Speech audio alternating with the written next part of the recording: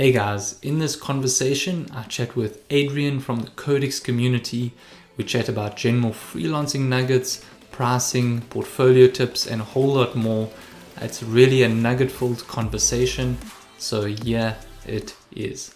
A quick thanks to Editor X for partnering with me on the Freelancer X community. This community would not be possible without their backing. And for those who don't know about Editor X, it is my favorite web building platform. You can create amazing, intuitive, modern, highly effective websites with drag and drop and amazing other features. Check it out at editorx.com. Alrighty, greetings everyone, and I'm very excited for this conversation because I'm talking to the Australian man, Adrian Twarog, and we've been friends online for quite a while now, and I'm excited to be chatting with him because he's matching in green and he's got a green coffee. I think it's coffee matcha tea, so it's going to get serious. So, Adrian, give us the intro, who you are, what you do, and yeah, I'm really excited about this. So, thanks so much. Thanks for the intro, man. For those who don't know me, I've only been on YouTube for a short amount of time. I'm Adrian from Australia, and I'm teaching things on web and dev and also design because a lot of developers don't know much about design.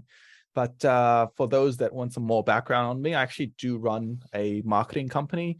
I've done a lot of apps and websites for small to large businesses. I've really been across the whole thing from back end to front end. So I've got a little bit of an insight into that, and I kind of enjoy teaching it. So that's sort of what I do on YouTube. But I met Kyle on Twitter, and we had a nice ecosystem there where we got to know each other, and we found that we are in a similar point in life, I suppose, where we can learn from each other. So I thought it'd be good to share some of those insights across here with everyone so that everyone can learn a little bit too. Awesome. Yeah, I love it. So Adrian and I chatted before this conversation about the topic on what we could chat about to make it extremely helpful for you guys. And there's many routes we can go with this. I mean, we can talk about websites, marketing, clients, pricing, so many different things. And obviously, we'll have multiple conversations. So we decided to maybe talk about portfolio websites and agency websites to niche down on that. But I think before we go on to that, Adrian, maybe you can just maybe talk about, in your intro, you mentioned like we had different stages of our lives and so on. Maybe you can just briefly talk about like a lifestyle business in a way, because essentially we are very big on creating, our businesses around our desired lifestyle versus the other way around. So maybe you can just quickly touch on that. Yeah, sure. So one of the things I think I've learned in my journey is that there are lots of opportunities when it comes to the kind of work we do in web, because you're not always having to just work a traditional job 9 to 5. You have the opportunity to really help a lot of people in a lot of different ways. Sometimes it can make money. Maybe it's an instant fixed price. Sometimes it's an ongoing cost where people are getting like a monthly passive income. But there's really the sky's the limit. It's what you can come up with that you can create. So in my own world, I've created lots of things. I've created websites that are like VPN services that make monthly incomes. I've made medical services that have monthly incomes. And really, it's those things that basically are the things that have changed my life and allowed me to have more time to do YouTube, for example. I think those are the kinds of things that people can learn about to do themselves too. Yeah, yeah. Thanks for sharing that. And all right, let's just jump straight into it. So, portfolio websites for freelancers. Is there a difference between, or a difference in approach or the content or whatever, in terms of portfolio website for freelancer looking to get hired in terms of work from clients and so on? Or is there a difference between someone wanting to get hired full time? Maybe you can talk about the differences there, and then we can, Yeah, no, delve sure. in a bit deeper. I think there's a huge difference because I'm across on both spectrums. So I have a good insight into what it took when I was freelancing, as well as what it takes when you build more of a company portfolio site. Both of them, at the end of the day, are portfolios to represent yourself. But one is more a portfolio. Say, if you're a freelancer or you're looking for a job, it's a portfolio of yourself. whereas a company version is a portfolio of the company. So you're going to be presenting two different things. I think when you're building your own portfolio, one of the most important things when I'm looking to hire or work with someone is actually their attitude and their personality, because I think that tells a lot about a person. So when I'm looking at a portfolio for a freelancer or someone to hire, that's actually what I'm looking for, is who they are. Now, that can come across in many different ways. It can come across in the way that you describe yourself, or what skills and projects you're working on, and why you've picked those specific projects to work on, because those are the things that maybe you enjoy to do. So you have to really think about exactly what you want to display on your own portfolio as a freelancer. But a company is a little bit different, because they work with maybe organizations and businesses, and most of them don't really care about the personality of a company. They're more focused about the deliverables. So what have you actually built in the past? So this is where case studies for businesses showing their portfolio is a lot more important, because if you can show that you have strict steps in place to build a website or an application, you can show what you've delivered and present well that you know what you're doing. Those are the things that are going to make you more sellable, more likable, and likely get hired for work. So those are the main aspects I've noticed between the two. But of course, there's 100 little nuances in between that are also important. And I suppose we can get into that as well if you want. But what do you think about that, Kyle? What questions do you have from those two aspects? Yeah, so I think, first of all, I think you nailed it in terms of the overview. I've noticed, though, that a lot of freelancers actually get confused about this, because they essentially forget who their target market is, who they're actually trying to approach. And they created almost like a CV based approach, which is, as you mentioned, more the company approach, getting hired or something. But they forget that they're targeting business owners, and generally business owners want to see the value aspect of like what you have done. I don't really care about the knowledge aspect. Yes, it could be important, but I want to see how you've applied that knowledge aspect. Hence why you say, the case studies, testimonials, projects, and everything. I mean, I always say the point of a portfolio is like to show what you've done, not talk about what you can do. So more like a theory based. Yeah, cool. Yeah, you can take it if you want. I will. Yeah, so maybe we can talk about the nuances that you mentioned. If we're going to focus on freelancers specifically, right, on like getting clients, getting a side income, maybe even a full-time income, growing their freelancing business. So let's isolate portfolio website for freelancers as well as an agency website. So maybe before we even go any further, maybe you can highlight the differences between a freelancer and an agency, and then we can, go a bit further in that. Yeah. So a freelancer, let's actually isolate the terms themselves. A freelancer is usually one individual. You'd hope that they are specialized in a certain skill set, and they allow you to build a website at a reasonable cost, something that might not be absurd. Whereas I suppose a company is usually maybe a group of people. They often should be able to deliver a website sooner, since there's a group of them from a large organization, but often it's actually the reverse. They take maybe much longer because there's more steps and balances in place to do that sort of stuff. So you're never really just getting one person's insight into that. And sometimes you might not even get a specialist in it. You might actually just get a bunch of generalists at each stage. So there are two fundamental differences between those two. And it's why you see so many people often like to go down that freelancer path, because they know that maybe the price will be more or less more reasonable, as well as the fact that they might get someone who, say, focuses on only doing one type of website. Like, I know some of my friends who are freelancers, they only create websites for automotive, so car websites and whatnot. And others are just in the education space. And that's another way that, like, if you're making your portfolio, and it doesn't really matter which side you're on, and you're showcasing that you're a specialist in this area, it sort of makes you stand out from the crowd.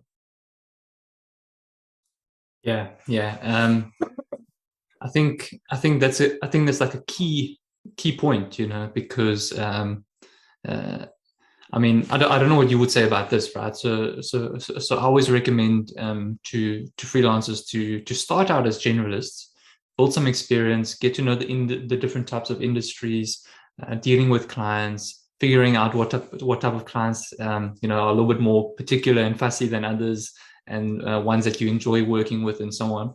And then eventually, when you've got some form of experience, whether it's 5 or 10 websites, you sort of got an idea of a particular industries or types of clients to work with, and then you can like niche down even further, as you mentioned, automotive and various others. So would you say that it will be good to start out as a freelancer in terms of a generalist, and you've got your portfolio website there, and then as you niche down to create an agency? Is that what you're trying to say? I think when you start out, if you're at the beginning, you kind of have to do everything that comes across.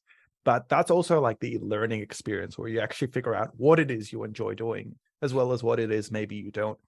As you do that, you might also start building those networks and connections with people. So ideally, if you do find yourself enjoying more work from automotive and you start making some connections in the automotive industry, those connections help you make additional connections. And so you can kind of niche into that area a lot easier.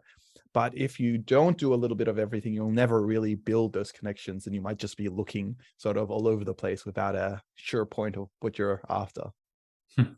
Yeah. Sorry, I've got a bit of cold today as well. No worries, man. Sheesh, man. Yeah, I'm sorry. I hope you get better. I had to take the whole week off just the other week, actually, but yeah, I'm better now. Awesome. In that, I mean, I think I like that advice. Because a lot of people struggle with that, in terms of understanding the direction and everything. Excuse me. So maybe we can delve deeper now. So you've made the distinction, the differences between freelance and an agency, and made some highlights there in terms of generalist versus a niche approach, which I think is very important. Now, in terms of a practical sense, I'm a freelancer. I want to create my portfolio website. Adrian, please give me some pointers. What should I do and how should I do it? Is there any particular tool that I should use to create my portfolio website? Yeah, give me the lowdown. I'm coming to you. Yeah, sure. Well, personally, I think that most websites should start with you coding it yourself. I think if you're building something to represent you, how you go about building that and showcasing it sort of is a reflection of you. So never like try to get someone else to do it, or never try to just get a template. Build it yourself. That's the very first thing. The next thing is don't use your little star ratings or little graphs when it comes to showcasing skills. So I have to add that in, because like so many people go, oh, I'm a 5 out of 5 in design, but like, what is a 5 out of 5? So instead, always show your portfolio by what you've done, and as you said, like, don't say what you do, show what you do, because that's a lot more meaningful and it gives people an idea exactly what you can create. So what I normally do is I lead with an introduction of who I am and why I do the thing that I do. Then I move immediately onto showing the work that I've done. Then this is where you can sort of describe exactly what you're doing in that work or how you came to those conclusions. Then after that, you can go into more personality about yourself or other skills you're building and whatnot. But I think those first two elements are the very first two that I always really take notice of as a person who hires people, as well as a person for looking to get work done. Yeah, I like that because ultimately the hero section is probably the most important part, or one of the most important parts, because I mean that's the first impression, and we know how important first impressions are. I mean, I'm looking at you and I'm seeing a green shirt, yeah, you're onto a winner. Yes. But this first impression, so we've got the hero section, and we're trying to obviously describe it verbally. what do you think is a good thing to put? So as you know, my name is Carl. If you don't know already, and and I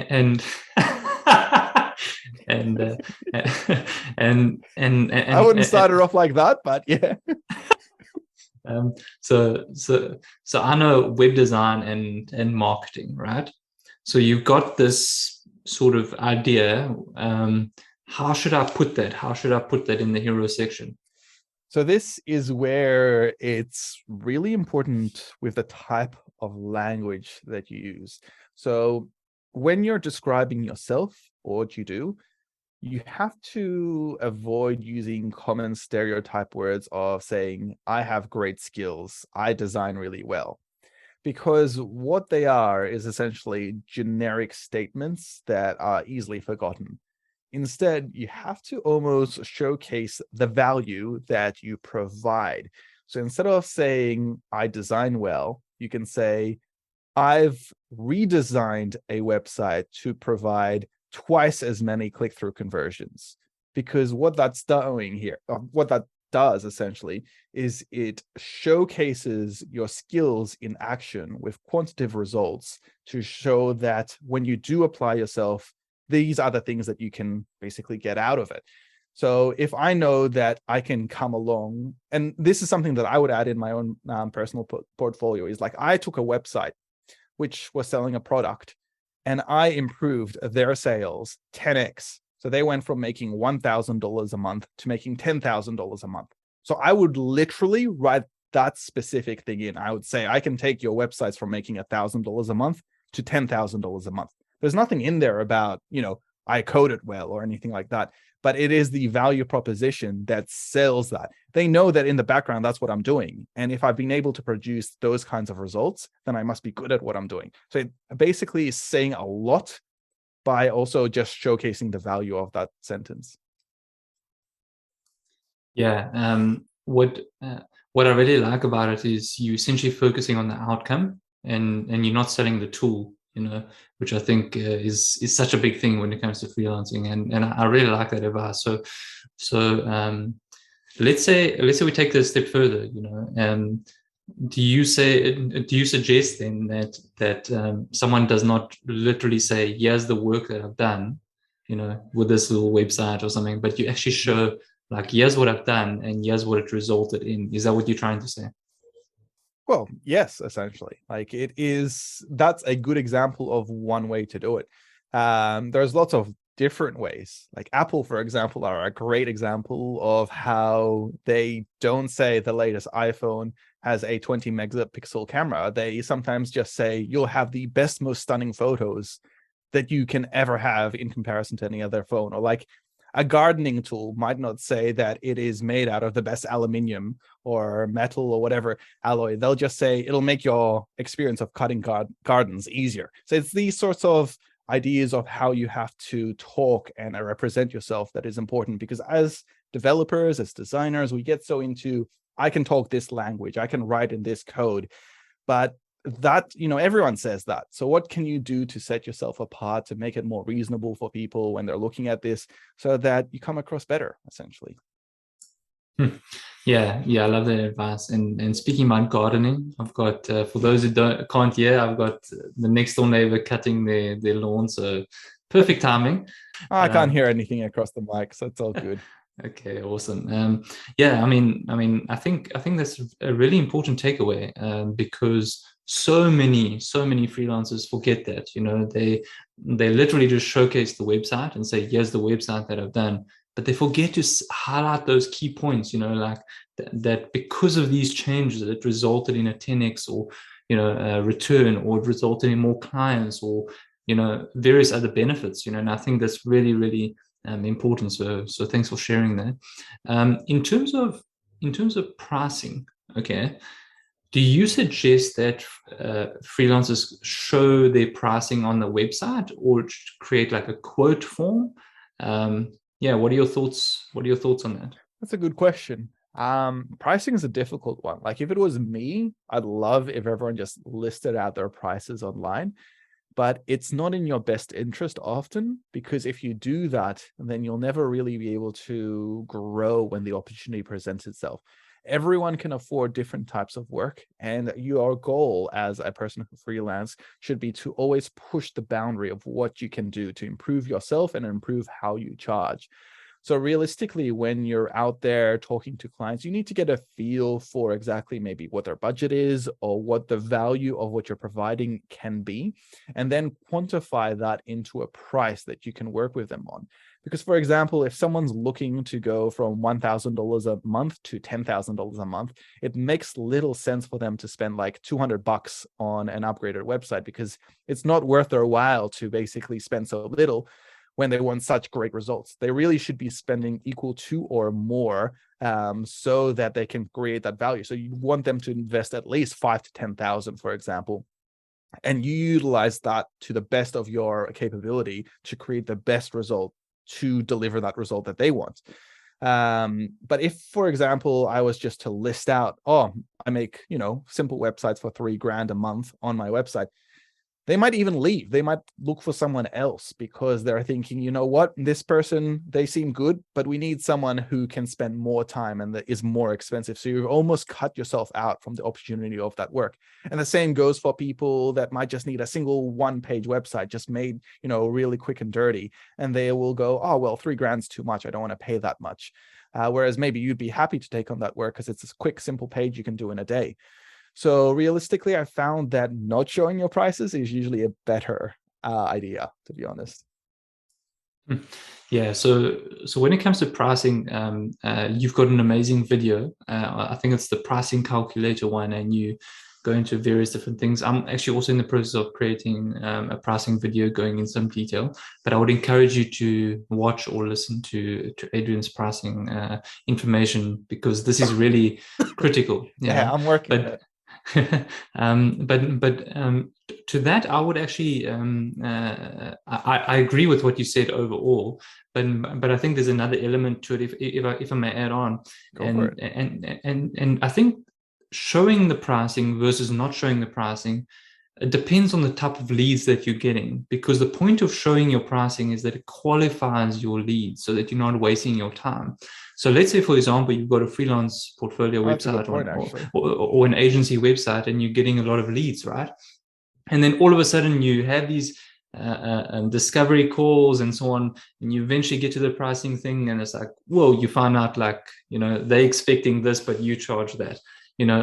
So in a way, it's a great qualifier if you notice that you're wasting your time. But personally, I always suggest to freelancers and agency owners to try both, because, so for example, you get 100 visits, to your pricing page. See if you get it, what type of leads you get. 100 visits without, to get a quote request, and then see which ones perform best.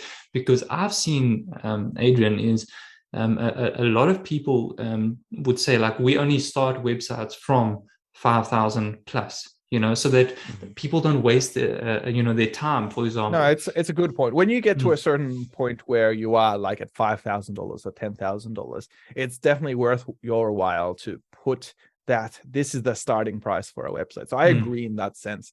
A pricing calculator could really help a lot of people. Yeah, talk about it. It could be used as a lead generator. So this is something that, like, I think pricing is an important thing. So I actually had a look, and there's not many people doing proper calculators for it. I did some research, and some people use it as a lead generator where they go, put in your website idea and we'll give you a general price and we can go from there. But there's no insights or depth into that. So that's something that I'm building on my own channel right now. It's a pricing calculator with like 4 or 5 different types of metrics where you can do hourly pricing, fixed pricing, value-based pricing. I think you said term-based pricing. I can't remember what the package pricing. Package pricing, right? Yeah. And all of these are different options. And for some people, one option might work or the other option might work. But being able to understand what is involved to create each one of these is a really useful thing. And it's kind of why I'm open sourcing it. So people can just pull out maybe which elements they like and just plug it into their own websites. But it is something I'm putting together. If you guys want to check that out, I'm sure it'll be in the description below. And I think that in the future, maybe this is where, like, it might go to. Like most people would want to have an insight to exactly how much time or money is involved in working with a certain business or a freelancer, because it's goes both ways. Like from the freelancer's point of view, if I don't know what my what the client's budget is, I'm spending time and they're spending time. So being able to have a little bit of that fleshed out at the start would help both parties. Yeah, awesome. And I'd really encourage you to watch the pricing calculator. It's really, really valuable. So just sort of wrapping up on in terms of final points. The other thing I wanted to mention is, because I've been doing a lot of website reviews, and we've both seen so many like portfolio websites and so on. Some of them are, let's just be real, quite embarrassing, and others are like really good. So it's awesome to see that, that the difference between them. So in terms of the ones that are really bad, right? It seems to me that a lot of it deals with they make it too confusing, or it's not simple enough, or not concise enough, or not clear enough, because they're trying to be too smart, too clever with other things.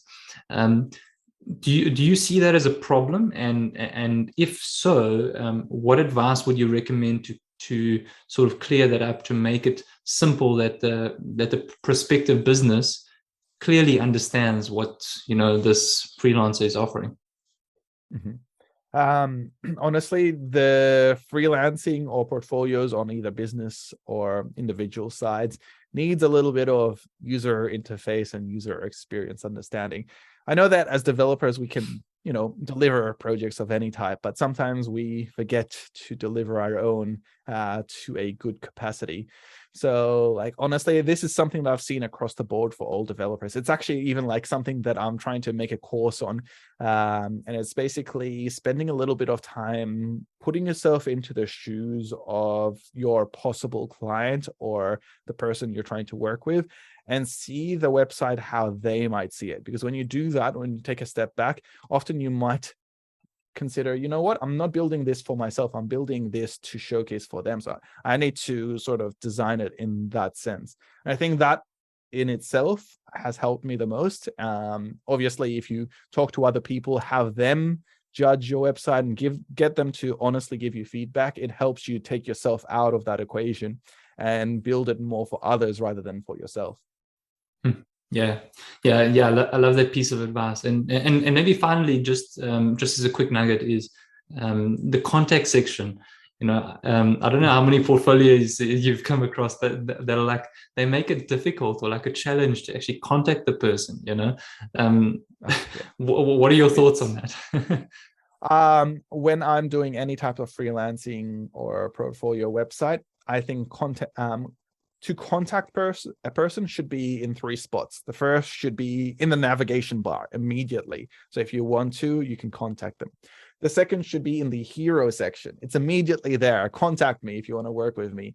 And the third should be maybe a form at the bottom of the website. So whenever you get to the bottom, you see that contact us. And it's a nice simple form of either just their email address, maybe a quick submit form, and just make it as easy as possible. Because as soon as you as soon as you add any barriers to entry to that, if you have to jump to another page or go through some other forms just to be able to get their email address, then you're highly there's a likely possibility they're just not going to bother. So you want to reduce those thresholds as much as possible by making it as easy as possible to see those contact opportunities.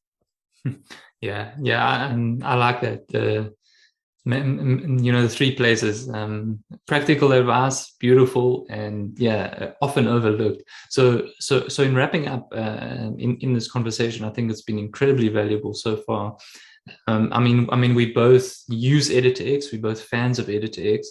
And this conversation is also sponsored by EditX. What are your thoughts or any advice in terms of using EditX to build a portfolio website, agency website? Maybe you can share, any pointers. So I'll be honest, like I, in the past, love to manually write up every website that I do, especially a portfolio one. But now I can't justify it because I'm getting the same results if I use basically no code. So if I'm building out a portfolio, honestly, I would just do it in Editor X. I would get it up and running in the same day. And I could even probably have more time to spend on the design and the aesthetics and how it functions because of that. But honestly, like that's sort of where I'm heading towards. My own business right now has a React website for their portfolio, and that needs to be redone. And sometimes just doing the changes of that and everything like that becomes such a nightmare because it's running such an old version of NPM with such an old version of Create React App that like I have to downgrade Node and everything just to get it up and running. That's getting to the point where I'm just like, do I rebuild this whole thing in Editor X? I think it's probably close to that time. Yeah, awesome. Literally, I think it was the last month I created a portfolio website from scratch on Editor X, and it took me like an hour, and yeah, I mean, it saves so much time and it looks cool, and also in terms of the contact leads, it pretty much gathers all of that as well, which I think is pretty cool. But yeah, man, this has been incredibly helpful to me as well. And I'm sure it's been helpful to our watchers and listeners. Maybe you can just share your community, your YouTube channel, your product. You mentioned the UX product. I think I don't want to maybe talk too much about that. I'll let you talk about that. So yeah, maybe you can wrap up, tell everyone where to find you and the things that you're working on. Yeah, thanks, Carl. So I've got my own little community that I'm working on called the Codex community. There's a Discord as well as a YouTube channel. And right now we're trying to work on community projects to help developers and people who build websites. So we're building out this pricing calculator, and it's a work in progress where if you want, you can even help out. But the whole goal here is to build something open source that anyone can plug in and utilize, as well as get a better idea so that you're pricing properly. After this, we'll probably build out another project that might help in freelancing or whatever it is. But I think that's the goal of what I want to do for my channel, is just building free open source little tools here and there. In terms of the other stuff that I do, I am trying to help people do better designing. So I'm doing a small course on how to design for developers. That's called Enhance UI. You can check that out as well. I'm sure there'll be a link in the description.